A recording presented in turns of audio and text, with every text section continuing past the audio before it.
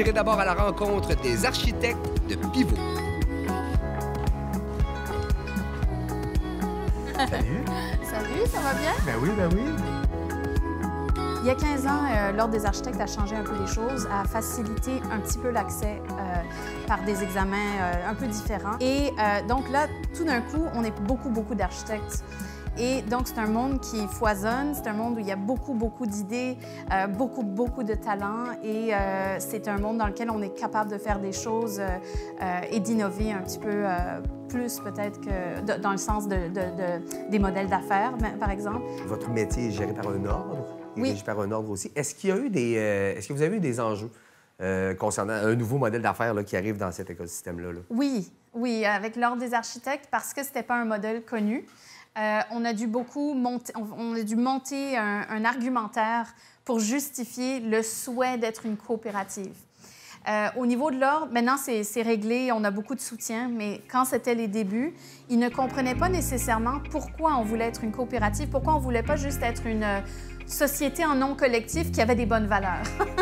Bien, quand tu es membre d'un ordre professionnel, l'idée, c'est que tu dois être toujours, en tant qu'individu, directement responsable et que le public ou le client puisse toujours trouver qui était la personne responsable du projet. Et donc, c'est pour ça qu'il y a une limite qui est mise en termes du type d'organisation légale pour, par exemple, un bureau d'architecte, mais ça s'applique à d'autres ordres professionnels. On pourrait dire, a priori, on pourrait être des associés qui sont tous des actionnaires d'une compagnie et puis qu'on s'entend sur des valeurs de base, puis dire, bien, c'est quoi la différence? Mais là, c'est comme si ces valeurs de base-là, c'est pas juste une entente entre des gens, elle est comme inscrite dans la structure légale même de l'entreprise. Bonjour mes employés. Ça tourne. Alors aujourd'hui, présenter le travail à faire pour la journée. Des expertises très variées parce qu'on est 8 membres fondateurs. On vient vraiment de différents milieux. On en a qui sont plutôt artistes, d'autres qui sont plutôt techniques. On est très complémentaires entre nous. C'est le Centre d'écologie urbaine, puis l'enjeu, quand je reviens de mes vacances, c'est qu'on doit avoir une rencontre avant même de partir en appel d'offres. Il faut qu'on ait une rencontre pour déterminer comment vont se passer les travaux, puis ça, je suis pas sûre comment on va faire. Dans un monde idéal, Pivot n'aurait pas d'employés, on serait tous des membres. Par contre, on réalise que quand on sort de l'école, quand on s'intéresse au modèle, mais on n'est pas nécessairement intéressé à adhérer à tout jamais au modèle avant de l'essayer. Donc, on a nos employés collaborateurs. Donc ça, c'est le petit atelier. On a Carlos et Laurent en ce moment qui travaillent avec nous. Comme employeur collaborateur chez Pivot, ce que je trouve vraiment bien de ça, c'est le fait que c'est de vivre l'expérience avec les architectes. Justement, je peux voir leur le cheminement qui se crée ici en bureau, et le fait que moi, je suis quelqu'un de encore aussi nouveau, mais ça me permet aussi d'acquérir une expérience, à voir que Pivot, qui est une coopérative, justement, l'architecture de la première. Les échanges, justement, de la collaboration qu'il y a avec les membres chez Pivot, je trouve que c'est vraiment excellent, parce que je ne sens pas vraiment cet effet de hiérarchie qu'on peut trouver chez une entreprise régulière, quoi que ce soit. Comment se passe votre collaboration entre technologues, architectes? C'est quoi ton mandat? Où arrête le tien? Où commence le leur? C'est là. Donc, dans le fond, où est-ce que moi, ça l'arrête? Dans le fond, où est-ce que moi, j'arrête vraiment par rapport à mon travail, c'est tout ce qui est plan technique, ça, c'est moi. Donc, c'est assez simple. Puis en ce moment-ci, dans le dessin, mon travail en tant que tel, c'est justement de montrer justement à l'entrepreneur pour quand on arrive sur le chantier, de dire voici ce qu'on dégarnit, ce qu'on enlève, et voici ce qu'on garde. En termes de services, on offre des services relativement semblables. On est un bureau d'architecte, après tout, donc on a des services, mais on va toujours avoir, par exemple, dans nos rencontres, on insiste jusqu'à la limite de ce que le client souhaite, évidemment, sur des rencontres, pas juste des réunions où on présente un concept, mais c'est des rencontres ateliers où on va vraiment faire du co-design. Donc, les idées émergent de ces rencontres-là. Ça, c'est un projet qui a été fait dans la rue. C'est un projet qui date d'il y a quelques années. Ça s'appelle l'Espace de rêve. La grande question, c'était si tu pouvais habiter n'importe où, ça aurait l'air de quoi? On avait un participant qui c'était très simple. Il voulait juste un abri où on pouvait dormir d'un côté, et puis on a le petit plastique ici qui indique que c'est C'est imperméable avec un petit lit à l'intérieur. Ça, c'est une participante qui appelait ça le refuge. Donc, pour elle, l'idéal en ville, c'était de se retrouver dans les arbres avec les oiseaux et de jouer de la musique. Okay. Donc, c'est ça, c'est de ça que ça vient. Et quelques années plus tard, il y avait un concours d'habitation sur l'habitation autochtone avec les architectes de l'Urgence Canada. Et c'est un concours d'idées pour voir, sonder les architectes pour voir est-ce qu'il y a des idées pour faire différemment. Parce que la situation d'habitation pour les communautés autochtones est vraiment, pour les peuples autochtones est vraiment très difficile. Et chez Pivot, notre façon de fonctionner, c'est toujours avec le client, mais là, on n'avait pas de client pour le concours. Alors, on a dû aller chercher des idées ailleurs, puis on s'est dit, bien, coudonc, l'espace de rêve, la moitié des participants étaient autochtones ou en tout cas d'origine de Premières Nations.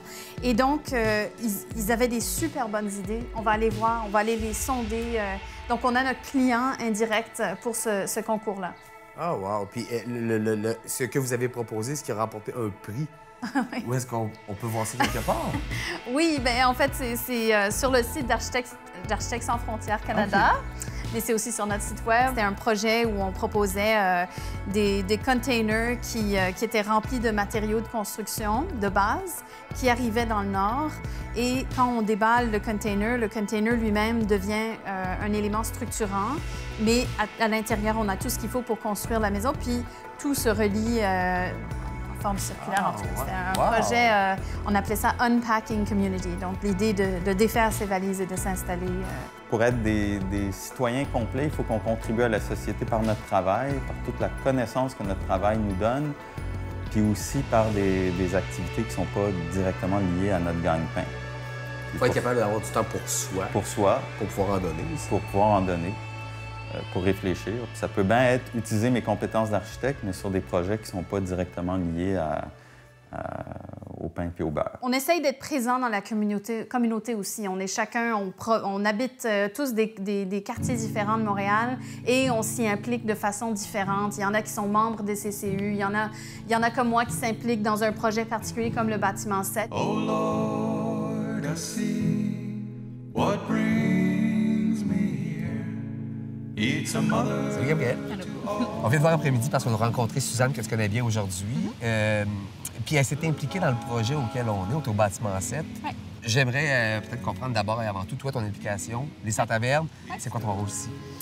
J'ai participé à plusieurs niveaux au projet du bâtiment 7, mais le projet spécifique que j'ai porté avec d'autres dans le bâtiment, c'est celui de la microbrasserie Les Sans Tavernes. Qui est une coopérative de travail. On est une coopérative de travail, puis c'est un bar de quartier puis une brasserie artisanale où on reçoit les gens du quartier et au-delà aussi. Puis je pense que pour elle, l'idée, ça a été de participer à son milieu de vie, le quartier dans lequel elle vit, puis de contribuer par sa patience, par son professionnalisme et par son amitié aussi à construire quelque chose qui serait durable dans le quartier. C'était quoi, mettons, les grands enjeux là, auxquels vous faisiez face, le comité, puis pour lesquels Suzanne, mettons, avec son expertise ou avec son implication, a pu vous aider? Bien, Suzanne, elle nous a beaucoup aidé à franchir les barrières réglementaires. Donc, on a énormément de permis à aller chercher auprès de l'arrondissement, la Régie des alcools, etc. Puis, ça n'a jamais été évident qu'on pourrait avoir tous ces permis-là. Puis, elle nous a aidé à débroussailler la réglementation, puis à pousser notre dossier aussi auprès des institutions pour qu'ils passent. Okay. Ça a été un soutien vraiment essentiel. C'est-tu facilitant pour vous de travailler aussi avec des professionnels, mais qui comprennent votre modèle puis votre gestion? Oui, mais qui comprennent surtout que c'est très compliqué. Ben puis oui. Qui ont du temps à prendre pour les processus, puis qui en fait, ils ont la passion de ces processus-là. Ils vont les accompagner, en fait, du mieux qu'ils peuvent. Fait que c'est une intelligence un peu différente d'être capable de fonctionner dans ce type de collectif-là. Puis, leur rapport fait en sorte que le travail est plus fluide, puis qu'on a confiance en les gens qui on travaille. En étant une coopérative, on est plus proche du milieu communautaire, c'est sûr. Les gens se sentent plus à l'aise de nous approcher, je pense. Et puis, de bouche à oreille, en fait, je pense qu'on hésite moins à nous poser des questions que peut-être on n'oserait jamais poser à un architecte parce qu'on est là puis on est disponible. On se rend le plus disponible que possible. Nous, dans le fond, c'est de pouvoir donner l'outil de l'architecture, l'outil spatial, au service de gens qui savent très bien comment ça se passe, en fait. Donc, c'est plus... et qui n'arrivent pas forcément à visualiser, on n'arrive pas forcément à mettre en espace ce qu'elles veulent ou ce qu'ils veulent. Donc, de créer ce dialogue, pour nous, c'était une énorme responsabilité et opportunité à la fois. Parce que c'est pas un one size fit all. Il y a vraiment des besoins très, très, très précis, une expertise très, très, très précise. Fait qu'en échangeant ensemble, bien, vous arrivez avec un produit qui répond Exactement. très près des besoins. Exactement. Ah, wow. J'imagine que pour vous aussi, en tant que professionnel, d'avoir cette expertise-là pour vous permettre de comprendre la réalité des gens pour qui vous avez à designer, c'est enrichissant personnellement aussi. C'est extrêmement Ça amène enrichissant. une connaissance de l'autre. Tout à fait. Puis je pense qu'on tient tous vraiment beaucoup, à un niveau très émotif, à notre environnement de travail parce qu'on a vraiment créé quelque chose qui est comme auquel on est attaché. Je me réveille à tous les jours, j'ai hâte de venir travailler. Je me sens pas le fait que, je vais te coincer dans un bureau pendant 8 heures de temps, puis j'ai hâte que la journée finisse. Non, c'est plutôt le contraire. J'arrive, puis je me sens comme chez moi. C'est le classique de tout seul, on va plus vite ensemble, on va plus loin. C'était un peu cette idée-là. Quand j'étais à mon propre compte, j'avais beaucoup d'idées, mais de les faire toutes par moi-même, c'était parfois très lourd. Est-ce que tu considères que le modèle coop, en tant que tel, dans toutes les sphères d'activité, c'est un modèle d'avenir pour répondre à ça? Totalement un modèle d'avenir. Parce que là, tu n'es plus en train de produire pour quelqu'un d'autre. Tu t'es donné un moyen. Tu t'es donné un moyen, oui, de gagner ta vie décemment et avec dignité. Et c'est ça l'énorme différence. Tu peux avoir un salaire de 200 000 $ ailleurs, mais tu n'auras pas la dignité que tu as en étant membre d'une coop et en construisant quelque chose avec d'autres gens. Je pense que ça répond à un appel très fort de nos jours.